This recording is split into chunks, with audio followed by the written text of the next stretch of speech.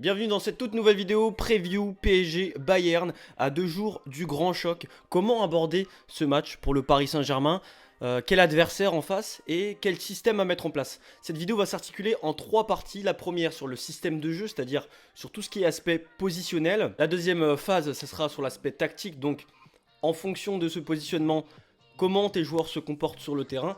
Et en troisième partie, on a affaire à quelle équipe du Bayern Munich. Tout d'abord, on a vu Christophe Galtier utiliser un 4-4-2 en losange contre Marseille. On a vu comment ça a été difficile pour les Parisiens lors de ce match. Et contre Monaco tout récemment, un 3-4-1-2 qui n'a pas porté ses fruits. On a vu un retour à la défense à 3. Mais il y a quand même pas mal de blessés, d'absents. Et donc, c'est peut-être pas assez représentatif de la manière dont Christophe Galtier peut réfléchir à son système avant la réception du Bayern Munich au Parc des Princes. Cette vidéo, on va se poser, on va prendre le temps, j'ai mes fiches. Et il y a plein de choses à dire sur ce match. Déjà dans la composition probable du côté du Paris Saint-Germain, on annonce bien évidemment Donnarumma au poste de gardien de but. En défense, donc il y a une défense à 4 qui est annoncée avec Ramos, Marquinhos et sur les côtés Nuno Mendes et Hakimi. Et on aurait un milieu de terrain à 3 avec Danilo en 6, Verratti, Vitinha et Neymar en numéro 10 accompagné de Messi et Ekitike qui sont en pointe. Je sais pas comment ça va s'organiser au niveau des trois, mais en tout cas ce qui est presque certain c'est qu'Ekitike va débuter la rencontre. Et donc on aurait un 4-3-1-2. J'avais entendu Roland Courbis se dire que si le Paris Saint-Germain veut avoir une chance de battre le Bayern Munich, il faudra absolument aligner une défense à 3, revenir à son système d'origine des 5 premiers mois de la saison, et que depuis que Galtier a changé plus ou moins de système depuis le début de l'année 2023, ça se révèle un peu plus compliqué. On l'a vu contre Rennes, on l'a vu contre Lens, contre l'OM, contre Monaco, et j'en passe, même des matchs que le Paris Saint-Germain a gagné. Ils ont été en difficulté sur pas mal de plans. Au niveau positionnel, évidemment Danilo qui est quand même en forme, c'est un joueur qui est vraiment sous-coté, et pourtant cette saison il rend satisfaction. En poste de numéro 6, moi j'ai pas beaucoup de débat là-dessus, même si voilà, j'aurais vu une défense à 3 avec un 3-4-1-2, avec Verratti et Vitinha en poste de sentinelle, de rampe de lancement juste devant la défense, et pouvoir avoir la capacité pour nos pistons de pouvoir se déployer sur les côtés et faire les allers-retours sans avoir trop de travail défensif à faire, parce que on a 3 défenseurs centraux derrière qui peuvent sécuriser l'axe, avec les deux milieux de terrain qui peuvent aussi porter un soutien là-dessus. Avec un Danilo accompagné de Vitinha et Verratti. Vitinha qui n'est pas en forme en ce moment, ça on le sait. Mais quand il est accompagné de Verratti en duo, ça peut être intéressant déjà dans les transitions offensives. Quand on ressort le ballon, parce qu'on l'a vu contre l'OM, dès qu'il y a un contre-pressing, dès qu'il y a un pressing intense de l'adversaire, les Parisiens ont du mal à la relance. Et le Bayern Munich, ils sont coutumiers du fait. Le gain pressing, ça les connaît, donc c'est assez dangereux sur cet aspect du jeu. Donc la guerre des latéraux dans ce match, ça va être hyper intéressant, parce que si plus on arrive à déployer les capacités offensives de Nuno Mendes et Hakimi, et plus le Paris Saint-Germain sera dans de bonnes conditions. Ça sera des latéraux contre d'autres latéraux très performants comme les Alphonso Davies ou Cancelo. Cancelo qui peut jouer aussi au milieu à d'autres postes, mais ça je l'évoquerai un peu plus tard. On sait qu'aussi la bataille va se jouer au milieu, et que le Bayern Munich est quand même largement mieux fourni que le Paris Saint-Germain, avec des Goretzka, des Kimmich et d'autres joueurs offensifs qui peuvent jouer à ce poste-là. Le Paris Saint-Germain, au milieu de terrain, on l'a vu, ils ont perdu la bataille du milieu à presque tous les matchs où ils ont perdu. Et donc ça va être hyper intéressant de voir comment ils s'organisent. Au niveau d'Ekitike, parce que c'est la grande nouveauté pour le coup de faire jouer ce joueur-là contre le Bayern Munich, et lui son rôle, c'est un rôle de pivot, où Messi, Neymar qui sont créatifs et qui sont un peu plus en retrait, qui puissent s'appuyer sur ce joueur et qui jouent en relais. Le problème c'est qu'Ekitike, on l'a vu sur les autres matchs, il sait pas vraiment le faire. Il n'est pas vraiment bon dans ce rôle-là, et pourtant c'est ce qu'on lui demande.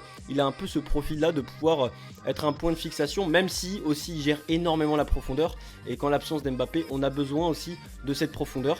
Donc au niveau du système de jeu, c'est quelque chose dont on parle souvent dans le football, mais c'est le côté positionnel. Après, au niveau du comportement, au niveau de la tactique, ça dépendra comment les joueurs parisiens se comportent. On sait que comme le milieu de terrain a du mal à gérer les transitions offensives, à organiser le jeu, Messi et Neymar reviennent faire le jeu, il n'y a plus personne en attaque. Sauf que là, la différence, c'est qu'on a quand même Verratti, Vitinha et Danilo. Et le fait de ne pas faire jouer Soler et Fabien Ruiz, je suis désolé de le dire, mais c'est quand même mieux, je pense, parce que on a vu qu'ils étaient quand même assez en difficulté au niveau créatif. Au niveau du Bayern, parlons du Bayern Munich, c'est la meilleure défense d'Europe avec 59 buts. Il n'y a pas photo au niveau de l'attaque. Ils ont une philosophie très offensive, on connaît le Bayern, même si c'est moins que d'habitude, puisque Nagelsmann a fait quelques changements. Il y a une défense par contre qui est en chantier. Il y a une défense qui est un peu plus fébrile, qui a des temps faibles et qu'il faudra exploiter du côté du Paris Saint-Germain. Donc ils sont parfois en difficulté comme De Ligt qui n'est pas à son meilleur niveau, mais la solidité du collectif allemand fait que on le voit pas forcément. Après on a Upamecano qui est beaucoup plus fiable, ça dépend qui jouera parce que le Bayern Munich se dirigerait vraisemblablement vers un 4-2-3-1 contre le Paris Saint-Germain, même si ils ont quand même Nagelsmann, il a cette coutume de changer énormément de système, ce qui peut déstabiliser aussi ses joueurs sur le fait d'être bien dans un système toute une saison et d'avoir un peu de repères. Mais c'est ce qui fait aussi que le Bayern est imprévisible.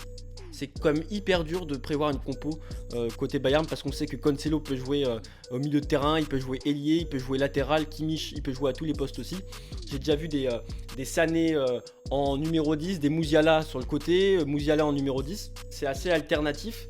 Et donc là où il faudra être attentif pour le Paris Saint-Germain au niveau offensif, il faudra bien gérer la profondeur parce que, je vais parler d'Ekitike, le Bayern comme ils attaquent tout le temps, ils ont du mal à gérer cette profondeur et savoir anticiper du coup les assauts adverses.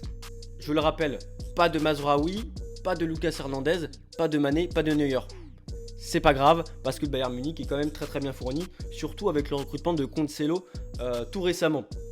Il y a eu des remous internes, on le sait très très bien avec Neuer qui n'était pas content sur le fait que Tapalovic, l'entraîneur des gardiens, a été licencié après des années et des années de bons et loyaux services. Neuer qui était très ami avec lui et en plus Neuer qui est blessé quelques mois, donc ça n'a pas aidé, on va dire, à la stabilité du Bayern Munich au niveau des vestiaires. Sinon dans le jeu, même s'ils ont enchaîné quelques déboires dans cette année 2023 avec 3 matchs nuls consécutifs, et les derniers matchs contre Mayence, contre Wolfsburg et tout récemment, je regarde ça, contre le VfL Bochum, je ne sais pas si on dit comme ça, mais en tout cas les Allemands et leur prononciation me feront un rappel à l'ordre, n'hésitez pas. On voit un Bayern Munich offensif avec des 3-0, des 4-0, des 4-2. Donc le Paris Saint-Germain n'est pas favori dans ce match, ça on le sait très très bien. Mais comment exploiter cet adversaire? Le Bayern Munich en général évolue avec une ligne de 4 en soutien aux offensifs. J'ai parlé d'un 4-2-3-1 qui pourrait être aligné et qui a été aligné justement contre Wolfsburg. On avait vu un Goretzka, un Kimmich au milieu de terrain, De Ligt, Pavard qui est souvent aussi en défense centrale en ce moment, Cancelo côté droit avec Davies côté gauche, Sommer qui a remplacé Neuer. Et puis on a Coman qui revient très très fort, Coman. Leroy Sané, Musiala en 10, associé à Müller. On avait beaucoup de réticences sur l'association Müller-Musiala. Au final, ça se passe plutôt bien. Le problème côté Bayern, c'est qu'ils n'ont plus numéro 9 et ils n'ont plus un joueur qui est capable de planter 30, 40, 50 buts en une saison. Mais Choupo-Moting, qui peut jouer ou qui peut rentrer en seconde période, est le meilleur buteur du Bayern avec 13 buts. Et Musiala aussi qui est très prolifique, qui est tout simplement le meilleur joueur depuis le début de la saison côté allemand. Évidemment, la physionomie de ce match, le Paris Saint-Germain n'aura pas le ballon. Et on sait le PSG dans les grands rendez-vous européens, ils ont rarement eu le ballon parce que on parle du milieu de terrain, on parle de savoir créer le jeu, de savoir stabiliser et neutraliser l'adversaire par des passes, par de l'organisation. Et le Paris Saint-Germain, malgré leur effectif, ils savent pas le faire. Le Bayern sait le faire par contre. Et là où ça sera intéressant, c'est que le PSG, ils pourront jouer en contre-attaque. Il n'y a pas Kylian Mbappé, mais on a quand même des joueurs qui sont bons en transition offensive. Donc le Paris Saint-Germain, la physionomie, ça sera une équipe en contre-attaque face à une équipe en possession de balle, alors qu'ils sont à domicile.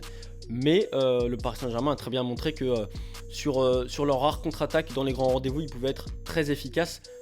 On met de côté les derniers matchs, même s'il y a énormément de fébrilité. C'est dur de voir du positif, aussi bien offensivement que défensivement. Mais là, c'est la Ligue des Champions. Peut-être des joueurs vont se sublimer. Et le problème côté PSG, c'est pas la force de son collectif, contrairement au Bayern. C'est que là où ils vont faire la différence, peut-être, c'est Neymar et Messi. Ils vont attendre un exploit individuel de ces deux joueurs. Et donc dans les contre-attaques, là où c'est intéressant, c'est que il y a ce problème de profondeur côté Bayern parce qu'il se déploie énormément vers l'avant et au final le Paris Saint-Germain peut exploiter des espaces derrière. Et c'est là où j'ai beaucoup de regrets. Je me dis Kylian Mbappé aurait pu être très très menaçant vis-à-vis de cette physionomie là. Je crois que j'ai déjà fait le tour. En fait, je suis allé très très vite sur mon explication. Je pensais pas aller aussi vite. J'ai peut-être un débit de parole qui est un peu trop rapide, mais en tout cas je suis pas du tout confiant pour le Paris Saint-Germain. Mais s'il y a des brèches à exploiter, c'est celles que j'ai pu mettre en avant. avec, je répète, un Paris Saint-Germain qui jouera en 4-3-1-2 normalement, et donc pas de retour dans cette défense à 3. Et pour moi, c'est quand même hyper important d'avoir une défense à 3 pour avoir tout le loisir d'être dangereux au niveau des pistons, parce que c'est sécurisé par 3 défenseurs centraux derrière. Là, c'est un peu plus compliqué, il y aura moins de... comme il n'y a que 2 défenseurs centraux, les pistons vont devoir être en soutien des défenseurs beaucoup plus régulièrement. Et est-ce que c'est pas si mal de le voir comme ça, parce que en face, on a Alphonso Davies et Cancelo qui sont très dangereux, et même Coman, Sané sur les côtés.